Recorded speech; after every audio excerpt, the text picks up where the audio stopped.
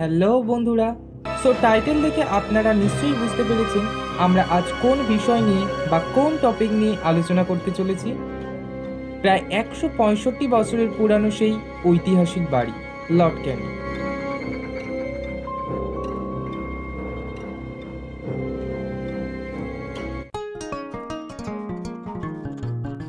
আমার এই ভিডিও থেকে আপনারা অনেক জানা অজানা তথ্য সম্পর্কে জানতে পারবেন।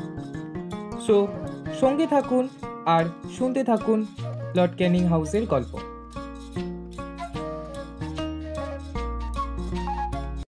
গল্প করতে করতে চলেই এলাম লর্ড ক্যানিংয়ের বাড়ি।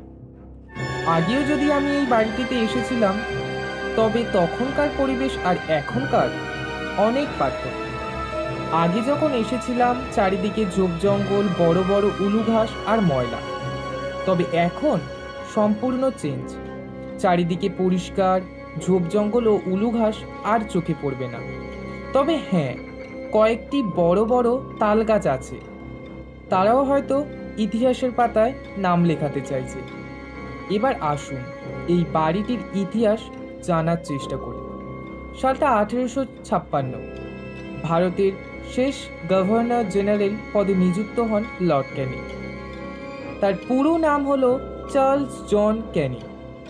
14 ডিসেম্বর 1812 খ্রিস্টাব্দে লন্ডনে তিনি জন্মগ্রহণ করেন।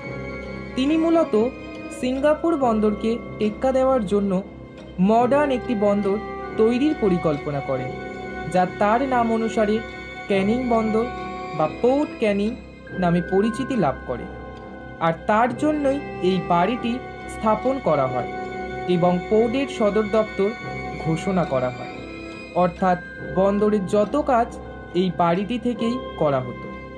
3994 বর্গমাইল জায়গা নিয়ে পোর্ট ক্যানিং তৈরি হয়।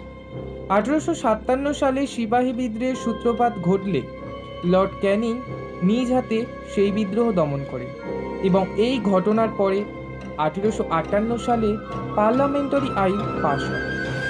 1 নভেম্বর 1858 খ্রিস্টাব্দে তিনি অর্থাৎ লর্ড ক্যানিং ভারতের প্রথম ভাইসরয় হন।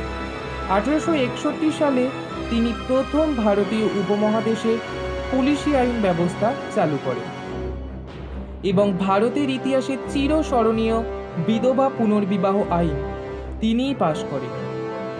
অবশেষে 1862 খ্রিস্টাব্দে 17 জুন তিনি লন্ডনে মৃত্যুবরণ করেন। তার মৃত্যুর পর 1862 থেকে 1863 সাল নাগাদ ভারতবর্ষের তৃতীয় শহর ক্যানিং ও ক্যানিং বন্দরের সুবিধার্থে রেলপথ ব্যবস্থা শুরু করা হয়। দক্ষিণ শিয়ালদহ টু ক্যানিং, বর্তমানে যা বেলেঘাটা স্টেশন নামে খ্যাত। লেডি ক্যানিং যতবার ভারতে আসতেন এই বাড়িটিতে থাকতেন বলে অনুমান করা হয়। তিনি একজন চিত্রশিল্পী ছিলেন, তাই তিনি এই অঞ্চলের প্রাকৃতিক সৌন্দর্য, বন জঙ্গল, নদী এইসব নিয়েই চিঠি পাঠাতেন তার বান্ধবী মহারানী ভিক্টোরিয়াকে। ক্যানিং বন্দর থেকে ছোট ছোট জাহাজে করে চুক্তিভিত্তিক শ্রমিকের নামে আদতে কৃতদাস পাঠানো হতো বিভিন্ন ইংরেজ উপনিবেশে। হঠাৎ একদিন জানা যায় একটি জাহাজ শ্রমিক সমেত ডুবে যায়। অন্যদিকে পলির কারণে ও নদীর গতিপথ পরিবর্তন হওয়ায় এবং মাঝিদের অসহযোগিতায় এই বন্দর কোম্পানি বন্ধ করে দেয়। পরে অবস্থার উন্নতি হলে এই বন্দর আবার চালু করা হয়, তাতেও কোনো লাভ হয় না। নিঃশুল্ক বন্দর ঘোষণা করেও কোনো লাভ পান না কোম্পানি। ফলে 1872 সালে কোম্পানির আদেশে চিরতরে এই বন্দর অর্থাৎ পোর্ট ক্যানিং বন্ধ হয়ে যায়। সামান্য কিছু টাকার বিনিময়ে বাড়ি ও সংলগ্ন জমি স্থানীয় 2-3 জন কিনে নেয়। প্রাচীন ভবনটির অবস্থা খুবই জীর্ণ। বাড়িটিতে মোট 2টি তল আছে, সব মিলিয়ে প্রায় 15 ঘর হবে। কিছুকাল আগে 2টি ঘর ব্যবহারযোগ্য ছিল, তবে এখন আর নেই। কিছুকাল আগে মানুষও থাকতো বাড়িটিতে, তবে এখন আর লক্ষ্য করা যায় না। ছাদের অবস্থা খুবই খারাপ, কিছুটা ভেঙে পড়েছে আর কিছুটা আছে। নিচে একটি সুড়ঙ্গও আছে, তবে ব্যবহারযোগ্য নয়। পুরো বাড়িটি বটবৃক্ষে ভরে আছে। বাড়িটির ইটগুলিতে এখনো EIBC লেখাটি স্পষ্ট।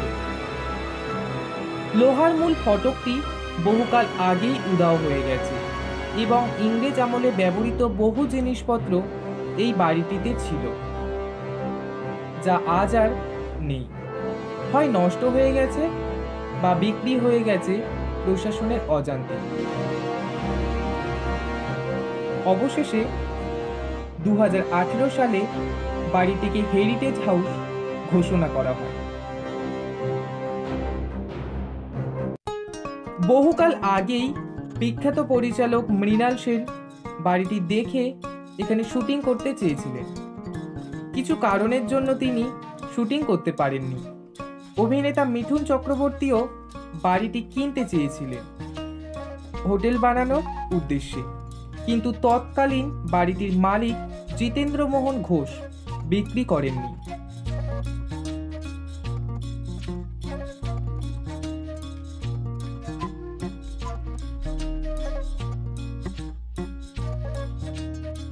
তবে বর্তমানে ক্যানিং পশ্চিম মাতলা 2 নম্বরের বিধায়ক পরেশরাম দাস 2022 সালের শুরুর দিকে এই বাড়িটিকে একটি বুটিক হোটেল ও মিউজিয়াম বানানোর পরিকল্পনা করে এবং পরিকল্পনা অনুযায়ী কাজও শুরু হয়ে গেছে।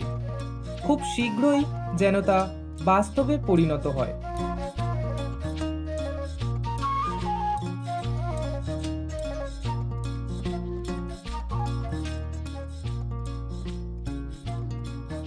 সো বন্ধুরা, আমার এই ভিডিওটি যদি আপনাদের ভালো লেগে থাকে তাহলে একটি লাইক ও বন্ধুদের সাথে প্রচুর শেয়ার করবেন, যাতে তারাও এই ভিডিওটির মজা নিতে পারে।